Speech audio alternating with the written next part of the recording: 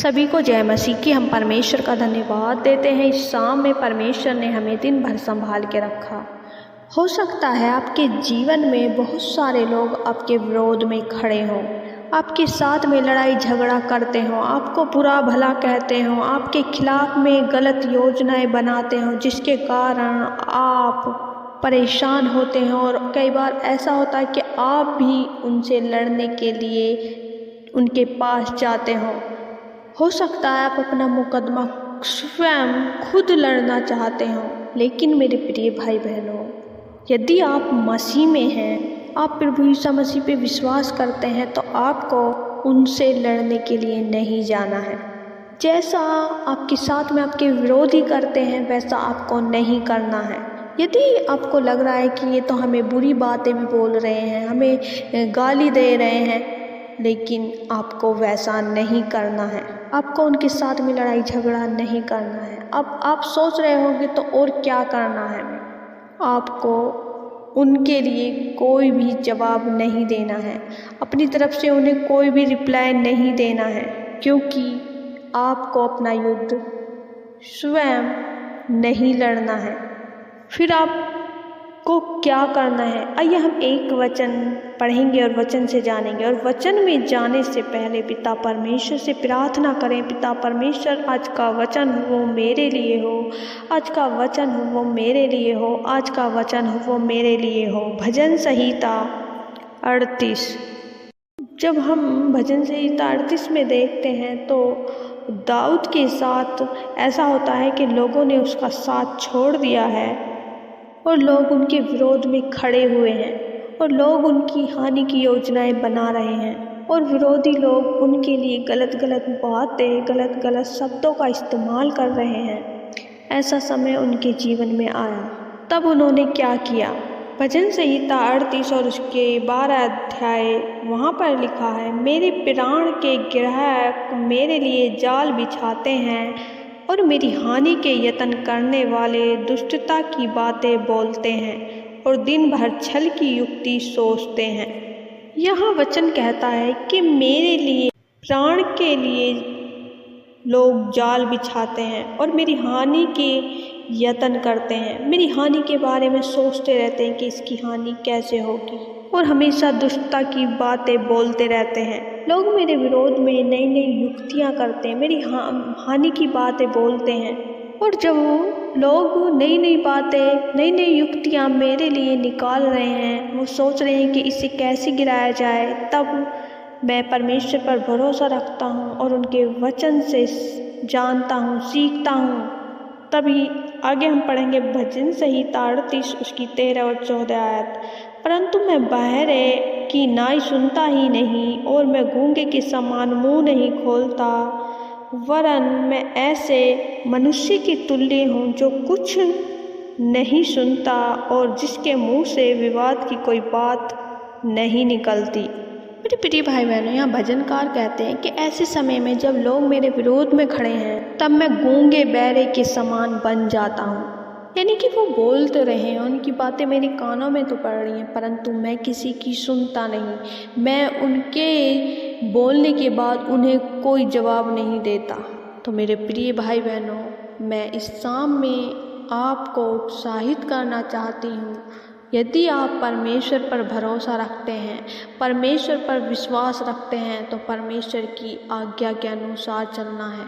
क्योंकि परमेश्वर का वचन कहता है, जब तुम्हारे कोई एक मारे तो उसके आगे दूसरा गाल कर दो, यानी कि दूसरी तरफ से मुंह फेर दो। तो इसलिए हमें परमेश्वर की आज्ञा के अनुसार रहना है। चाहे हमारे लिए दिन भर कोई कुछ भी सोचता हो, हमारे कितने भी विरोधी हों, हमें परमेश्वर की आज्ञा के अनुसार उन्हें जवाब नहीं देना है। उनके समान कपटी बातें नहीं करनी है, उनके समान हमें गलत बातों का व्यवहार नहीं दिखाना है। हमें परमेश्वर का प्रेम दिखाना है, क्योंकि हम अपना युद्ध स्वयं नहीं लड़ सकते। हमारा परमेश्वर हमारी तरफ से हमारा युद्ध लड़ता है। उन लोगों को हमारा परमेश्वर जवाब देता है। जैसे भजनकार अपने जीवन में कुछ बातों को परमेश्वर के समान चलते चलते उन लोगों को इग्नोर कर रहे हैं जो उनके विरोधी हैं। उसी तरह हमें भी बनना है। जब हम परमेश्वर पर विश्वास रखते हैं, परमेश्वर पर भरोसा रखते हैं, तो हमारा युद्ध परमेश्वर लड़ते हैं। यदि हमारा कोई विरोधी होता है तो उसे परमेश्वर देखते हैं और उसको जवाब देते हैं। इसलिए आप परमेश्वर पर भरोसा रखें, परमेश्वर की आज्ञाओं में बने रहें और परमेश्वर से उन लोगों के लिए प्रार्थना करें कि परमेश्वर इन्हें बदले। तो देखना, निश्चय परमेश्वर उनके हृदयों को, उनके मनों को बदल देगा। मैं आशा करती हूँ परमेश्वर के इस वचन को पढ़े जाने और सुने जाने के लिए परमेश्वर आपको बहुत ऐसे आशीष दे। आमीन। आइए हम सब मिलकर प्रार्थना करते हैं।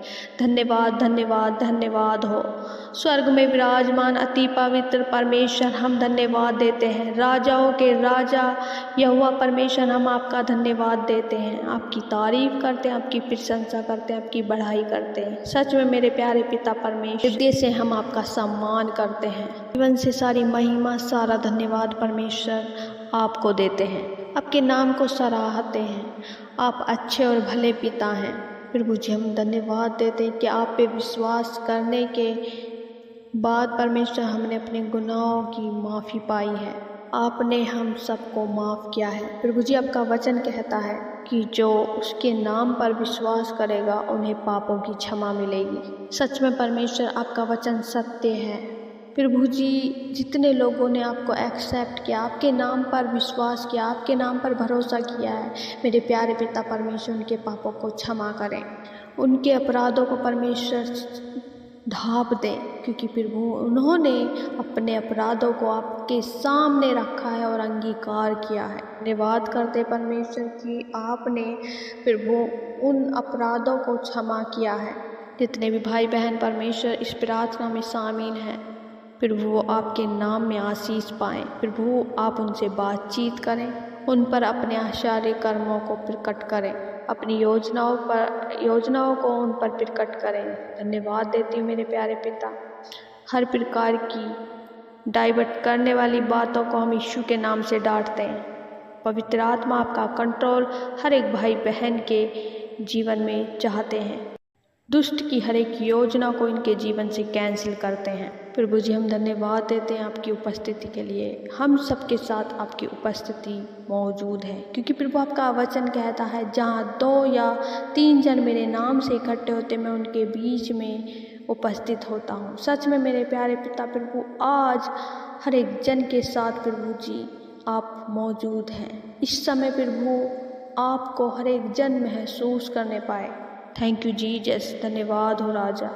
मेरे प्यारे पिता परमेश्वर, जो अधिकार परमेश्वर आपने अपने बेटे और बेटियों को दिए हैं, उन अधिकार को इस्तेमाल करने की सामर्थ्य परमेश्वर ने अपने लोगों को दें, अपने बेटे बेटियों को दें। धन्यवाद करते हैं परमेश्वर। हम प्रार्थना करते हैं जितने भी लोग बीमार हैं और आपके वचन की घोषणा इनके जीवन में करते हैं, और उन बीमारियों को हम डांटते हैं, उन्हें आज्ञा देते हैं। जो बीमारियां इनके शरीर को दुर्बल कर रही हैं और उन्हें मृत्यु की ओर लेके जा रही हैं, उन बीमारियों को से हम कहते हैं, उन्हें डांटते हैं, ललकारते हैं, यीशु के सामर्थ्य नाम में दूर हो जाए, यीशु के नाम में छोड़े शरीर को चली जाए, क्योंकि बीमारी हमारे शरीर का हिस्सा नहीं है। सब बहन भाई अपने जीवन में इस वचन को क्लेम करें, बीमारी हमारे शरीर का हिस्सा नहीं है, क्योंकि हमारा परमेश्वर चंगा करने वाला परमेश्वर है। हर प्रकार की बीमारी यीशु के नाम में दूर होने पाए। कैंसिल करते इनके जीवन से कैंसर को, इन्फेक्शन, किडनी स्टोन, हर प्रकार के रोग, अंदरूनी अंगों में रोग, यीशु के नाम से जाओ। इसी समय इनकी स्किन, इनके हार्ट हील होने पाए, इनकी किडनी, लीवर हील होने पाए।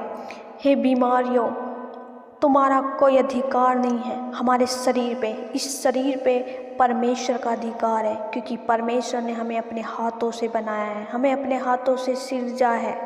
यीशु के नाम में चंगे हो जाओ। Thank you Jesus, thank you father lord. प्रभु आपका वचन कहता है, मैं तुम्हारा चंगा करने वाला परमेश्वर हूँ। कोई भी दुख तेरे डेरे के निकट न आएगा। बीमारी हमारा हिस्सा नहीं है। अपने बीमारियों को डांटें, निकालें अपने जीवन से। जब आप अधिकार से डांटते तो बीमारी हमें छोड़ती हैं और निकल जाती हैं। यीशु के सामर्थ्य और पवित्र नाम में प्रभु जी हम धन्यवाद देते हैं और विश्वास करते हैं आपने हर एक जन को छुआ और परमेश्वर उनके रोगों से उन्हें आज़ाद किया, आपने उन्हें चंगा किया है।